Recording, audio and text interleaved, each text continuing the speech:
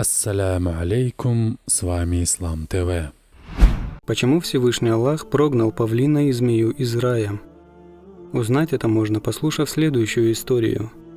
В Коране сказано: «И сказал твой Господь ангелам: я создам человека из глины.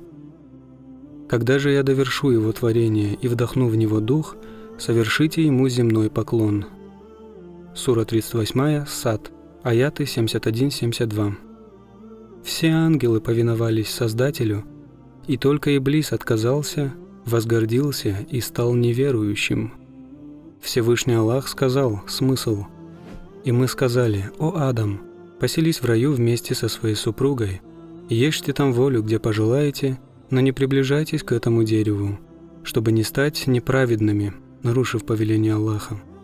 Сура 2 Аль-Бакара, аят 2. Адам, мир ему, и Хава жили в свое удовольствие в раю, питаясь лучшими плодами, кроме запретного дерева. Узнав это, Иблис начал строить против них козни, решив любым путем ввести их в заблуждение. 300 лет он караулил вход в рай, пытаясь войти незамеченным. И вот однажды из рая вылетела красивая птица, павлин. Иблис начал ее расспрашивать, говоря с ней нежными красивыми словами о том, откуда она и куда летит. А потом попросил на обратном пути забрать его с собой.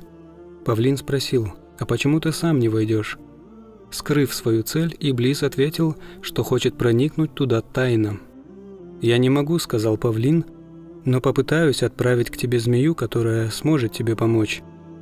С целью исполнить обещанное, Павлин подошел к змее и сказал ей: «У ворот стоит один ангел из приближенных, который идет с проповедью.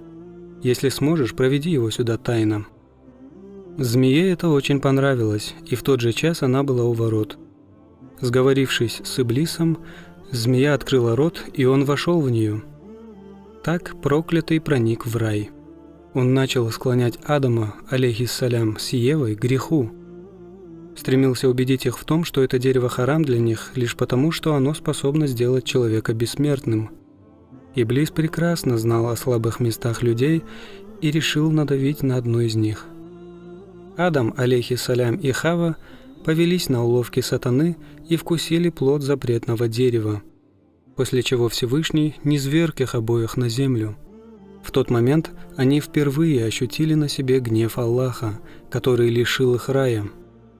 Змею же, которая ввела Иблиса в рай, Аллах наказал, видоизменив ее, вложив яд в ее жало, саму сделал немой, и была она сброшена в Иран.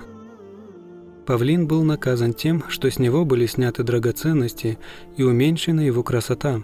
Отсутствие благодати у Иблиса перешло на него, и он был сброшен в Вавилон. Таким образом, эти двое животных были изгнаны из рая, а змею и вовсе разрешается убивать, даже если на данный момент она не причиняет вреда человеку. Да убережет нас Всевышний от его гнева и дарует свое довольство. Аминь. Дорогой зритель, не забывай поставить лайк и подписаться на канал, чтобы это послужило стимулом для нас для выкладывания больше таких роликов, иншаллах. А также можете стать спонсором этого канала, нажав на кнопку «Спонсировать» и сделать себе подарок к судному дню. Мы всегда будем рады вас видеть в наших рядах. Ассаляму алейкум ва рахматуллахи ва баракатуху.